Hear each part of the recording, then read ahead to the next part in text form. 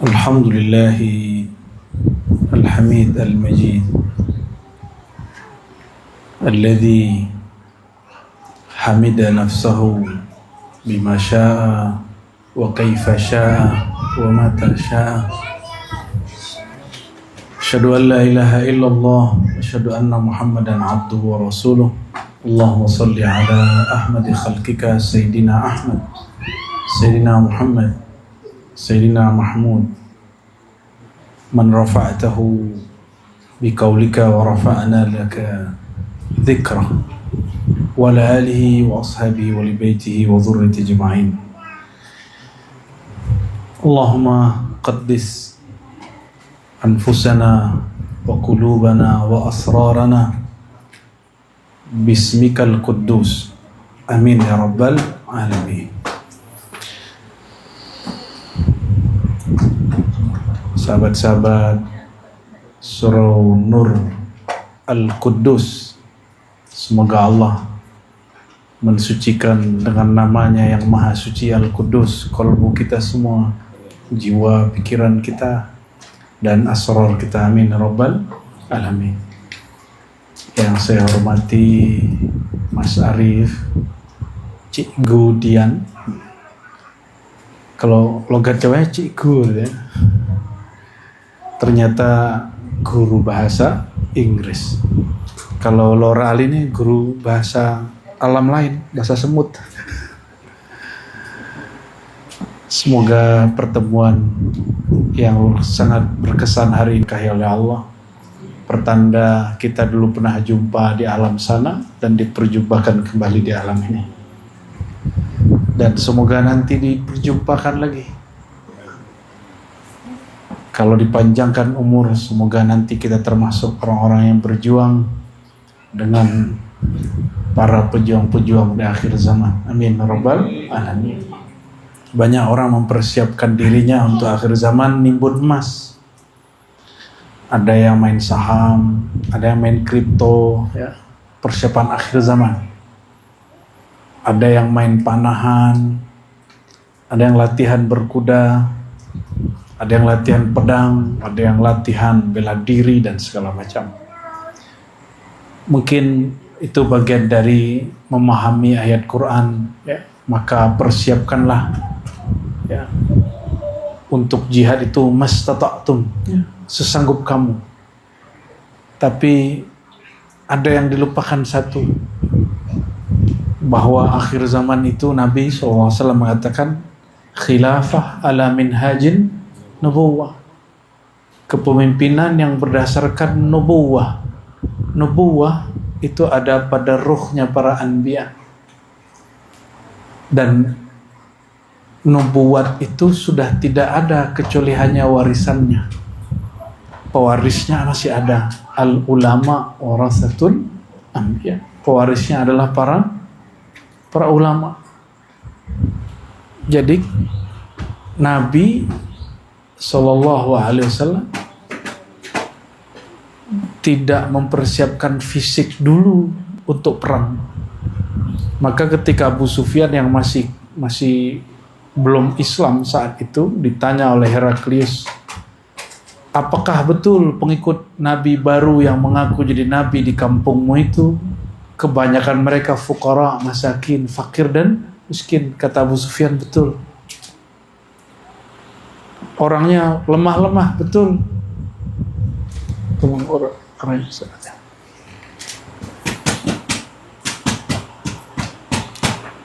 Tapi ketika perang Badar, jumlah mereka hanya 313, mengalahkan pasukan kufar Quraisy, dan dalam beberapa versi para masyayikh kita itu juga dibuat bantuan dari pasukan Romawi, wallahu a'lam. Karena secara jumlah tidak mungkin jumlah kufar Quraisy saat itu mencapai jumlah yang disebutkan di riwayat, kecuali dapat suplai bantuan dari kekuasaan Romawi Timur.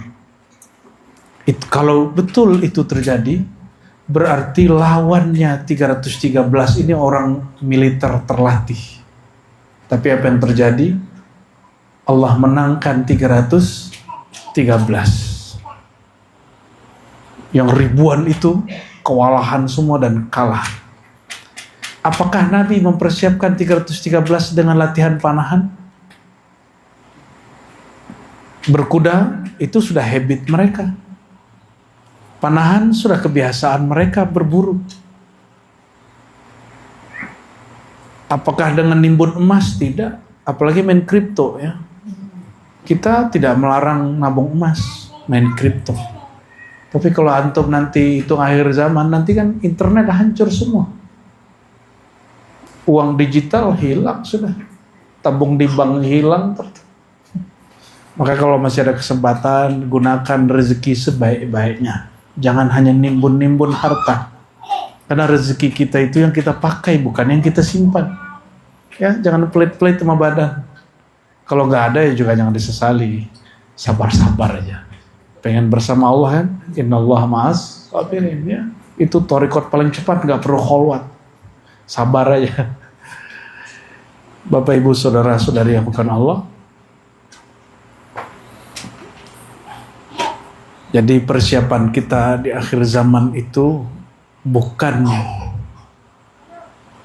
latihan fisik semata. Tetap jaga kesehatan fisik. Nabi itu suka naik gunung. Udah umur 50-an, Nabi masih naik gunung. Ini Haji Syam nih saya ajak naik gunung. Kan umur 50 berapa Haji? 54. Alhamdulillah dia masih kuat. Gunung gede tembus. Tapi ngeluhnya juga gak tanggung-tanggung. Ya, 50 kita ajak gunung gede, puncak Bogor. Sebelumnya kita ajak gunung yang mirip dengan Gunung Jabal Nur yang ada Gua Hira di Mekah. Kalau di Banten tuh ada namanya Gunung Karang. Itu mirip kontur, cuma bedanya di situ banyak pohon. Naik terus, nggak ada bonus. Bonus itu kan kalau dia agak landai dikit, ini nggak ada. Alhamdulillah kuat ya. Udah tauhid masih kuat. Pas gunung gede, mundur juga sobat ya. Nabi itu suka naik gunung. Berarti Nabi ini pencinta alam. Kan ada ayatnya. Wa yatafakkaruna fi khalqillah. Mereka tafakkur terhadap ciptaan-ciptaan Allah. Allahumma sholli ala sayyidina Muhammad. Namun guru-guru kita yang mengerti ilmu ciptaan ya. Ini bukan bab akidah, ini bab ma'rifat. Yang mengetahui, ambil, yang paham, rasakan. Tapi gak mesti percaya. Karena yang dipercaya cukup 6 rukun iman. Awwalu ma khalaqallah Nur Muhammad. Nura Muhammadin. Ini bukan hadis. Yang pertama Allah cipta adalah nur Sayyidina Muhammad SAW. Maka yatafakkaruna fi khalqillah. Mereka bertafakkur terhadap khalqillah, makhluk Allah, ciptaan Allah. Ciptaan Allah pertama siapa? Nur Muhammad SAW. Jadi tafakkur level tertinggi itu tafakkur fi nuri Sayyidina Muhammad SAW. Berarti kajian Nur Muhammad itu perlu ditafakuri. Yang tidak boleh ditafakuri apa? Zatu ahad. Zat Allah yang maha ahad itu nggak boleh. La tatafakkaru fi zatillah. Jangan coba-coba pikiran ini menyentuh wilayah zat Allah. Nanti begini. Tahu begini nggak? Ngomongnya udah nggak jelas. Ya masuk ini rumah sakit apa namanya kalau di Kudus? Di wilayah mana Mas? Magelang. Ya terdekat di Magelang. Ya itu deh. Jadi persiapan akhir zaman itu persiapan ruhani, bukan hanya jasmani. Nanti punya duit nggak bisa dipakai, punya emas nggak ada orang mau. Orang nggak makan emas, mungkin sama si emasnya nanti dimakan. Maka nanti kanibalisme muncul. Karena nggak ada lagi yang dimakan. Orang makan daging temannya sendiri. Mungkin juga nanti ada yang makan anaknya sendiri. Nauzubillah min ahli. Ya. Kecuali ahlullah. Ya, kekasih-kekasih Allah. Mereka membaca surat Al-Kahf itu, Al-Kahfi. Di situ ada asrar. Asrarnya banyak sekali. Salah satunya adalah beberapa pemuda yang Allah izinkan hidup tanpa makan, tanpa mati, tertidur 309 tahun, gak makan, gak minum. Tubuhnya gak kurang sama sekali. Tidur loh, gak pakai zikir loh. Gimana tuh Mas? Tidur aja dia keramat, gimana kalau dia zikir? Ashabul Kahf itu tidur aja gak apa-apa badannya. Gimana kalau dibangun? Maka naumu ahlillah afdalu min ta'atil munafiqin, min ibadatil munafiqin. Tidurnya ahlullah lebih baik daripada ibadah orang munafik. Orang munafik bolak-balik ke Mekah, Madinah, sholat 5 waktu, tapi nifak di kalbunya, ada kemunafikan. Mending dia tidur tapi kalbunya salim, kalbunya selamat. Ya. Dan Nabi SAW mengatakan an-naumu akhul maut. Tidur itu saudara mati. Maka belajar cara mati husnul khotimah sebelum tidur. Lakukan apa yang Nabi katakan. Nabi mengatakan la yamutanna ahadukum illa wa huwa yuhsinuz zanna billah. Jangan kamu mati kecuali dalam berbaik sangka kepada Allah. Maka sebelum mati baca bismikallahumma ayawamu, tambahkan raditu billahi rabbah. Ya Allah, aku ridho apapun maumu. Tiada lagi mauku kecuali hanya maumu. Kapan mulai hidup gelisah? Kalau ada mau kita dalam maunya Allah. Ada kehendak kita dalam kehendak Allah. Mau zikir nih, kita punya kehendak mau cari tenang. Zikir bukan mau cari tenang, faedah zikir tenang. Tujuan zikir bukan tenang. Tujuan zikir itu yang disebut di Quran, wa ma khalaqtul jinna wal insa illa liya'budun. Itu adalah tujuan hidup. Menghambakan diri sehamba-hambanya, serendah-rendahnya di hadapan Allah Subhanahu wa taala. Maka ulama ahlullah ijma mentafsirkan illa liya'budun, kecuali untuk menyembah aku, diartikan bukan menyembah tapi mengenal aku, kata Allah. Jadi tidak aku ciptakan jin dan manusia kecuali untuk mengenal aku. Inilah yang kami ulang-ulang kalam Imam Salafus Saleh, Imam Sayyid Taifah, pemimpin semua tariqah di zamannya Imam Abul Qasim Junaid Al-Baghdadi. Ya, apa kata beliau? Awal ibadat itu ma'rifatullah, mengenal Allah. Kalau yang kita kenal sekarang awaluddin ma'rifatullah, awal agama mengenal Allah.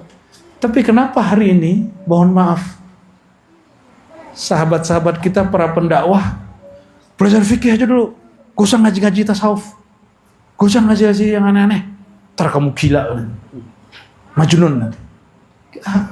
Ini kalam apa ini? Nabi itu mengajarkan mengenal Allah itu lebih awal daripada ibadah yang bernama ibadah ritual.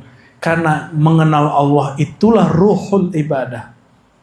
Ruhnya dulu dihidupkan, baru ruku sujudnya. Makanya anak-anak kita ini pada terpaksa kalau disuruh sholat. Jangan-jangan nih bapak ibu ini sebagian masih paksa nih sholat nih. Ya ada maghrib gitu ya. Ya isya lagi. Ya subuh ngantuk. Masih gitu gak? Kalau masih begitu berarti belum mengenal yang disembah. Belum mengenal siapa yang disembah. Kalau saja orang kenal siapa yang disembah, apa kata Sufyan Ats-Tsauri? Seandainya tidak ada sholat, zikir, jamaah, tahajud ilmu, baca Quran dan silaturahim, saya lebih baik mati saja katanya. Karena beliau habis baca hadis, ad-dunya mal'un wa mal'unun ma fiha. Hadis Tirmizi, dunia ini terkutuk dan terkutuk semua yang terkait dengan dunia. Maka siapapun yang memasukkan dunia ke kolbunya terkutuk. Jadi boleh masukin dunia ke sini, ke kolbu. Kolbunya mau disayang Allah atau mau dikutuk Allah? Mau disayang Allah. Jangan pernah biarkan dunia masuk. Dunia itu sederhana. Mulai yang kecil-kecil, makan. Ketika makanan di depan, yang pertama dilakukan baca bismillah dulu atau langsung ngambil? Jujur. Sering lupa kan? Ini thoriqoh kecil-kecilan aja kita lupa. Bahwa yang memberi kenyang itu bukan nasi, bukan makanan, tapi Allah. Nasi itu cuma asbab aja. Itu tadi Ashabul Kahfi berapa tahun nggak makan minum? 309 tahun. Itu tidur keramat. Tidur aja punya keramat. Gimana kalau bangun? Nanti ada masa, kata Nabi, di akhir zaman itu tidak turun hujan 3 tahun. Paceklik di semua wilayah di dunia. Orang berebut air pastinya. Gimana nanti kalau kita nggak ada air? Makanya kalau minum air jangan ditinggal-tinggal itu, nangis air itu. Ya, kalau minum nggak habis bawa pulang. Kenapa? Itu air akan nandain kita kalau kita suka buang-buang di hari ini. Innal mubadzirin, orang yang disebut mubazir itu bukan lagi teman setan, saudaranya setan. Ikhwan, ya, bahasanya apa? Saudara. Cuma syaitan itu ada yang merasuk, ya, ke dalam kolbu. Dia bukan merasuk lagi melalui pikiran. Kalau pikiran jin. Makanya orang kesurupan itu pikiran yang masalah. Itu sebabnya kalau ditanya, kenapa orang kesurupan? Pasti masalah pikiran. Stres. Coba tanya, santri-santri kalau ada di pesantren, di asrama kesurupan, itu pasti dia terbebani. Atau garmarja-remaji, ini mulai jatuh cinta, patah hati, kesurupan. Atau orang masalah pekerjaan, karena mungkin dia bergantung ke tempat kerjanya, bukan bergantung kepada Allah, dipecat, kesurupan, banyak begitu. Belum lama ini kita dengar banyak caleg-caleg calon legislatif yang gagal masuk rumah suluk majnun, rumah suluk gila, betul nggak? Lah orang begitu, alhamdulillah nggak jadi. Coba orang begitu jadi pemimpin, kan repot kita. Basic orang gila itu, nggak punya akal dia aslinya. Saya udah iseng-iseng nanya caleg-caleg itu sebelum jadi. Cuma kita nyamar jadi orang. Kok nyalek Pak, Bu? Jawabannya apa? Ganti nasib Mas. Mau merubah nasib. Oh, orientasi orang jadi caleg hari ini apa? Merubah nasib. Bukan mau berbakti kepada negara, khidmat kepada masyarakat. Bapak Ibu saudara karena Allah. Jadi yang kita persiapkan apa? Rohani. Dan roh itu makanannya bukan ruku sujud. Makanannya mengenal siapa yang kita rukui dan sujudi. Beda gak? Ruku sujud itu ibadahnya badan. Membaca itu ibadahnya lisan. Menyebut ibadahnya qalbu. Memutuskan ibadahnya fuad. Ibadahnya ruh kita, sir kita, mengenal yang disembah oleh tubuh, yang disebut-sebut namanya di dalam qalbu. Oleh karena itu, bekal akhir zaman itu ilmu ma'rifatullah, ilmu mengenal Allah. Gak usah jauh-jauh akhir zaman, hadis yang sering kita dengar, kalau orang mati ditanyanya apa pertama kali? Man rabbuka, ini kita ulang di mana-mana supaya gak lupa. Siapa Tuhanmu? Itu pertanyaan ma'rifat atau pertanyaan ritual ibadat? Man rabbuka, siapa Tuhanmu? Pertanyaan knowledge kemakrifatan atau pertanyaan kuantitas ibadah. Maka kita menghimbau juga orang-orang thariqah ya, jangan terlalu saklek dalam zikir menyebut nama. Ajarkan murid juga mengenal nama yang disebut itu. Ya. Jadi ini mungkin sedikit barangkali Mas Arif, karena habis ini kita mau ke Pati ya.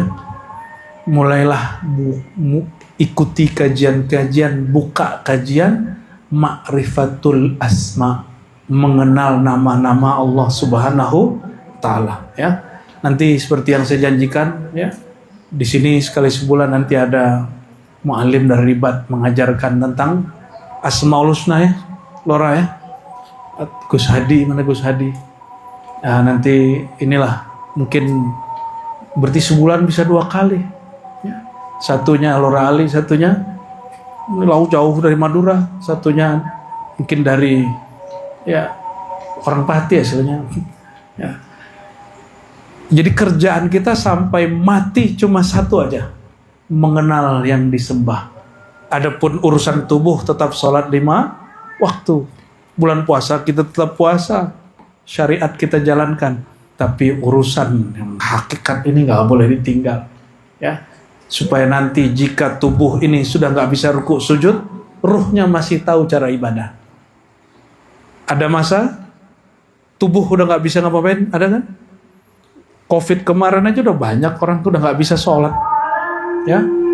Oleh karena itu mari sama-sama kita pelajari nama-nama Allah. Walillahil asmaul husna fad'uhu biha wa sallallahu ala sayyidina Muhammad. Assalamualaikum warahmatullahi wabarakatuh.